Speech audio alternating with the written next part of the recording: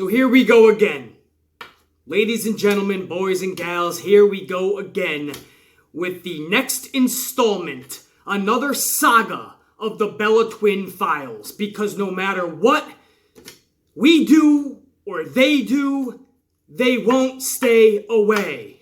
This video is going to probably be a little more harsher on this subject because I've made videos in the past around this subject. And I tried to be as nice as I could. But I'm done doing that. Because a huge part of the problem in WWE today is shows like Total Divas and Total Bellas. Sure, Vince McMahon is making his money, $1 billion deal with Fox, millions of dollars from Saudi Arabia and such, but when it comes to ratings, they are declining. Asses in seats, those ticket sales have declined. Merchandise sales, declined. All aspects in what they're trying to do, I take that back, they haven't been trying to entertain us in years, but they should have been entertaining us, but they have been failing to do so. Why? Because of shows like this, Total Divas and Total Bellas. That's not the only part of the problem, trust me. It's lack of caring about character development, lack of building superstars or even wanting to, lack of putting in good storytelling in stories and feuds. It's all of that. But it is also Total Divas and Total Bellas. That celebrity lifestyle, and it's supposed to play out on WWE TV. That's why you've seen people like Alexa Bliss with multiple title reigns, Nia Jax out of nowhere with title reigns. It was all to fulfill a Total Divas and Total Bellas agenda. So we would have some good content on the E! Network for their reality shows. And I put that in quotes because there's nothing reality about them. It's more scripted than anything in WWE, I assure you.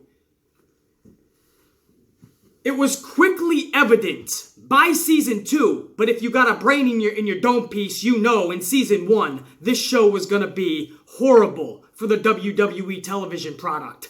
The actual shows, Raw, SmackDown, the pay-per-views, you knew Total Divas was not good for the business. But by season 2, everybody found that out. And here we are in season 76 by now, and Total Bellas even have a spinoff probably in season 9, 100. Who knows what they're on? But they just won't go away. Every year we're hoping it's the final season. The ratings aren't there anymore from what they once were.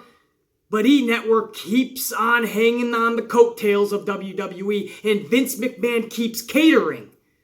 And again, what that means is your Ember Moons, your Sasha Bankses, your Naomis.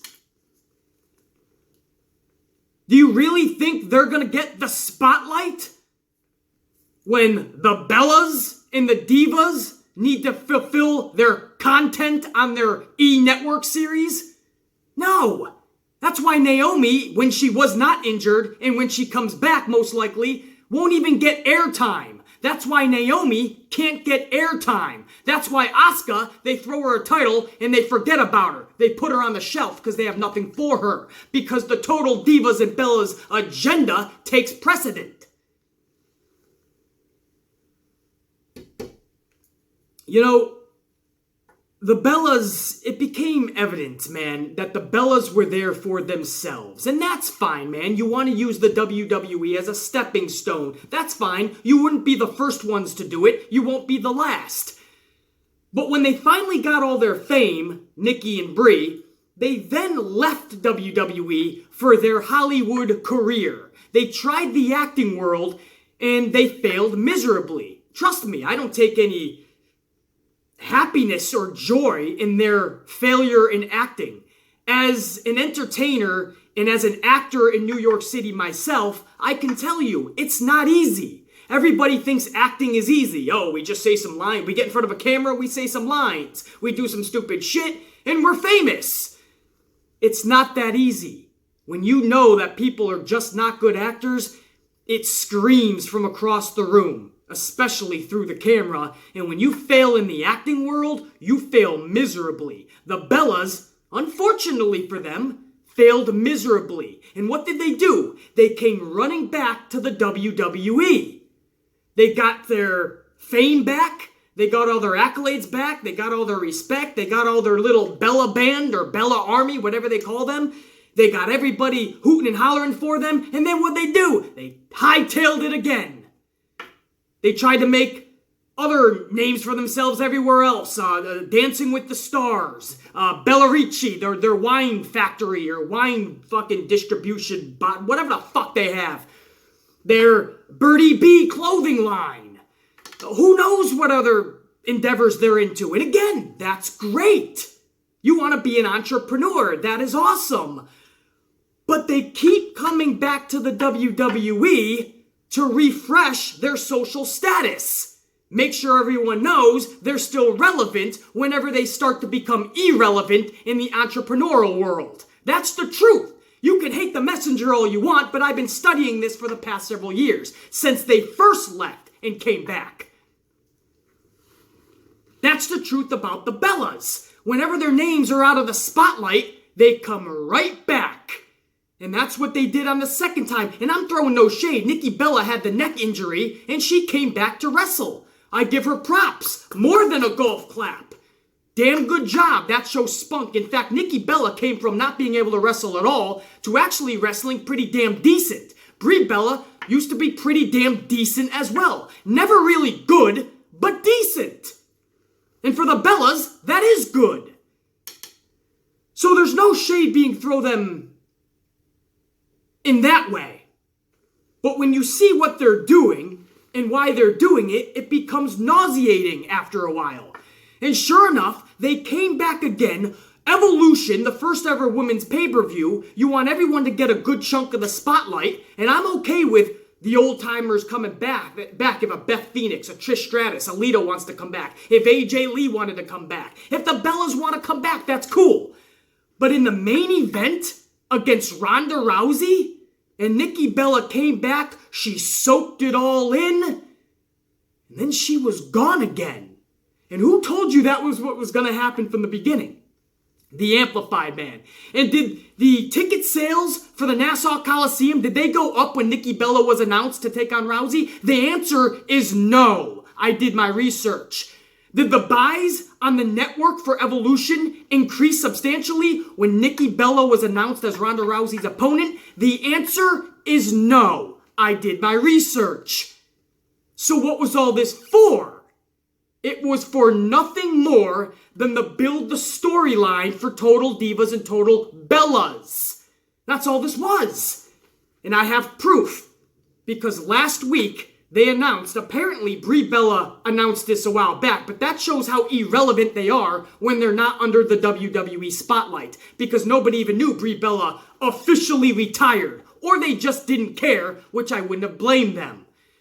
But Nikki Bella, apparently, I don't know if this was the last installment of their Total Bellas show, but Nikki Bella now officially retired.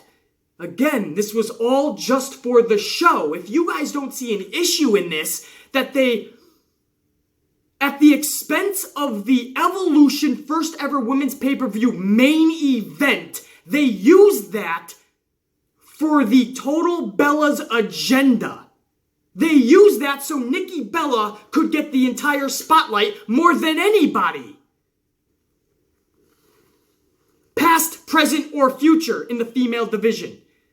I find an issue in that, but it's not just the retirement. See, I was willing to let that slide. Wow, this was all for the Bellas agenda. I already said that a million times on this channel, but now everybody gets to see once again that BC was correct.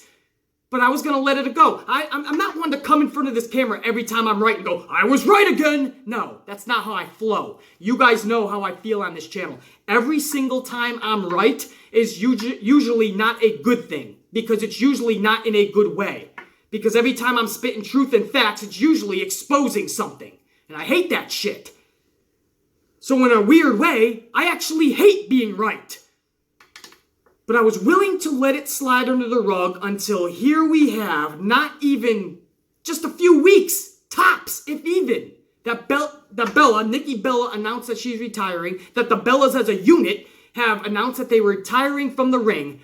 not even weeks later, Nikki is already alluding to the fact that she's absolutely willing to come back when the time is right, as long as it's not full time, as long as it works for her and it's with her circumstances in mind at the forefront.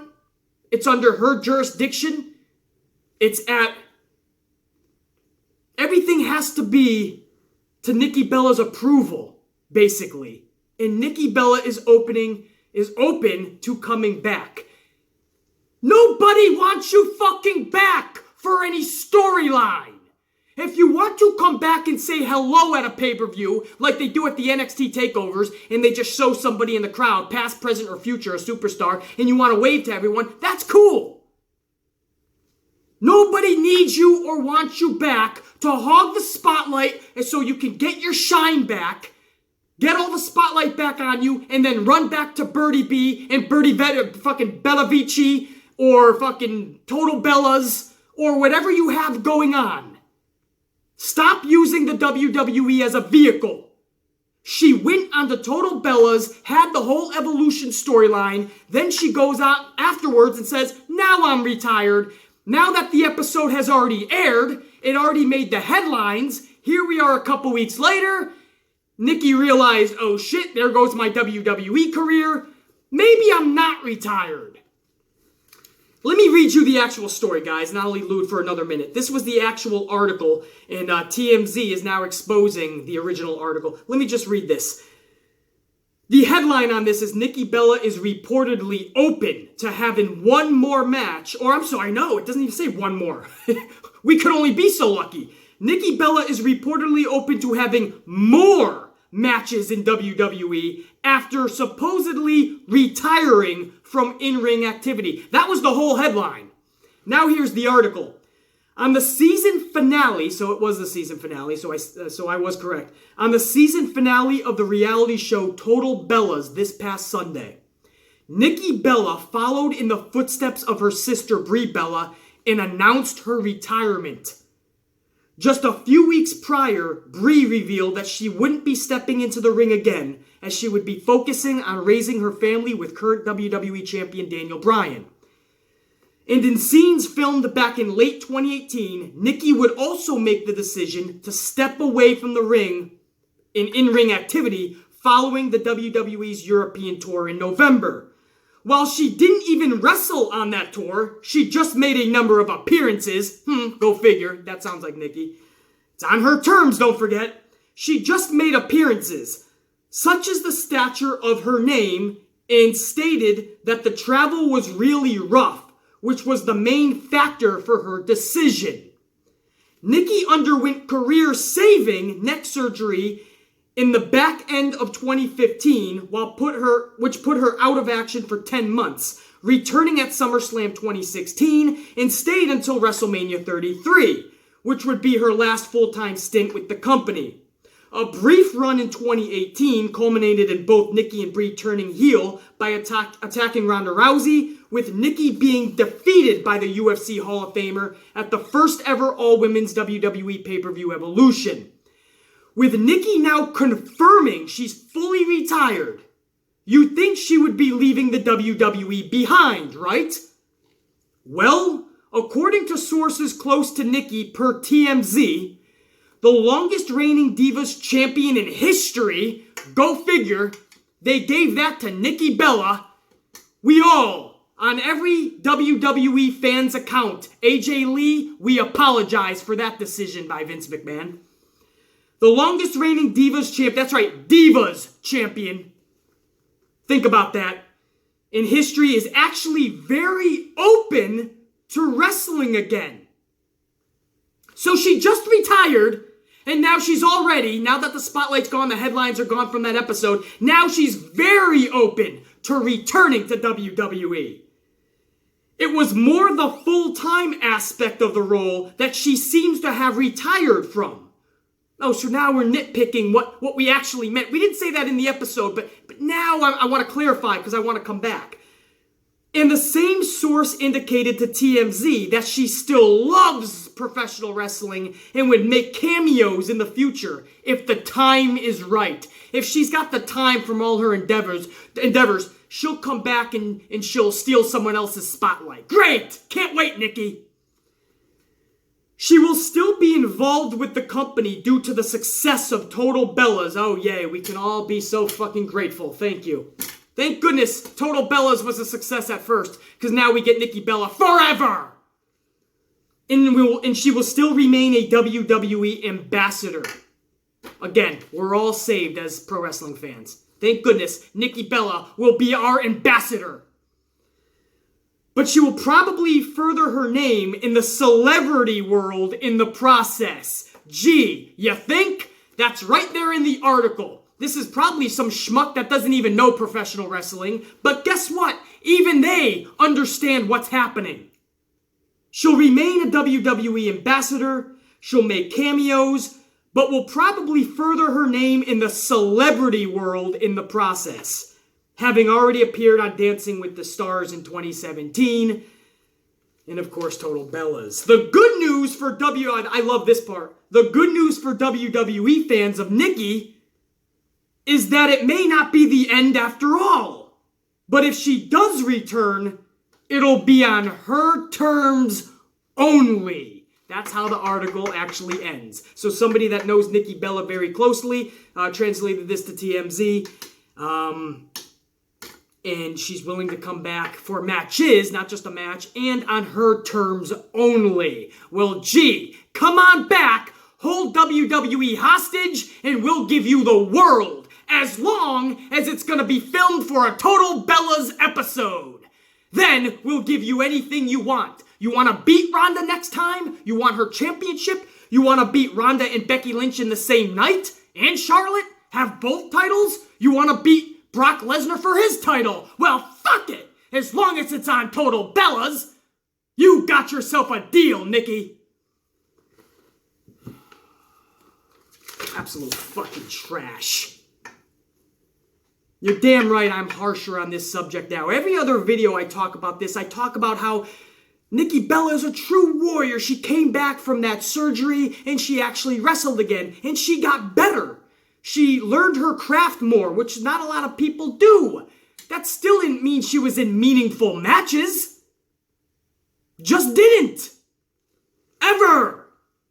But on top of that, they're adding no value anymore to this product. It's the truth. Even if you love the Bellas, listen to my words.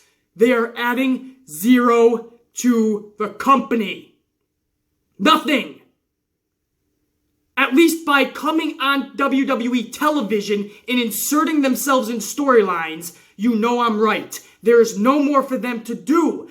Be the ambassadors, be the celebrities and the Hollywood stars you want to be, because it is clear that's what you really want to be. Pro wrestling was always just a stepping stone to you, and you call it family, and you say you'll always love it, because in the end, it's always there for you to fall back on. So it's easy to, in our subconscious, think, hey, I love this. But it's just in reality a comfort area for you. It's a comfort spot. It's a comfort zone. It's your safe place. It's like when you've been in a relationship for 10 years and in the past 8 years, you haven't been happy. But you don't want to leave because you're comfortable. Or when you do leave, that's all you really knew. You broke up for like 3 months and then you realized, oh shit, I kind of like some aspects of that. I'm going to go back. And then you start thinking, I'll always love such and such because we have history together. But don't kid yourself. That's not what you really want in life. You want to be a celebrity at the top level. You love TMZ all over that ass. You love your reality shows and all your endeavors. And WWE is cool as long as it fits in to your celebrity aspect and character that you were trying to portray. That's the truth. If it sounds like shade or hate, it's not. But if you want to take it that way, take it however you want. I've made too many videos about this, and I've had enough. I created this channel to make change in professional wrestling, WWE more specifically. That comes at a price. I piss off a lot of people, and I don't mind wearing the black hat, literally and figuratively. I don't mind being the bad guy in the asshole on this platform, as long as it means voicing our displeasures and voicing what needs to change to make this company better again, to make WWE great again. I don't care if I piss people off in the process. One of the big things that is holding down WWE, especially the women's division, is Total Divas and Total Bellas. Those type of reality shows. Because Vince McMahon, on his actual shows, Raw and SmackDown, revolves the storylines around what is happening on the reality shows. That is a huge fucking problem. And I've had enough. They finally retired, and I knew it was bullshit the moment I heard it. And trust me, I didn't hear it on no show because I would never watch that bullshit on the E! Network or anywhere. But when I got that text from a good buddy of mine saying, hey, what about this? And he followed it with an LOL. Yeah, that was an extremely loud LOL because I knew it was bullshit as well. She ain't retiring from nothing. That was for that one show. Create the buzz, capture some headlines, and now on the first episode of the new season, you'll get the new storyline. Nikki's really contemplating coming back to the ring. And she's gonna have a huge Survivor Series match or SummerSlam match. Fucking A. Fuck. Fuck out of here. Oh, anger. I'll get you later. What do you think, Mitch? Did I take it easy on it? On them? Mitch thinks I took it easy on the Bellas today. But this isn't just the Bellas. It's the problem in general that we have in pro wrestling. We have to stop. Stop catering to the ones that just want to use WWE as a stepping stone. Brock Lesnar is an entity in itself. I understand that. So we'll put him in his own little fucking world because that's where he is anyway. But if your name's not Brock Lesnar, and we already agree that that's even an issue. And I love Brock Lesnar, but I'm the first to admit that title should not be on him, nor should it have been for the longest time. If you're not going to show up to Raw, if you're not going to show up to work. So trust me, I'm a huge advocate on stripping that title away. But most would say Brock Lesnar is an entity of his own. So you push him aside. No longer should we cater to that. Especially the Bella Twins. They're the ones that we're giving Brock Lesnar type treatment to? The Bellas? The fuck happened to pro wrestling?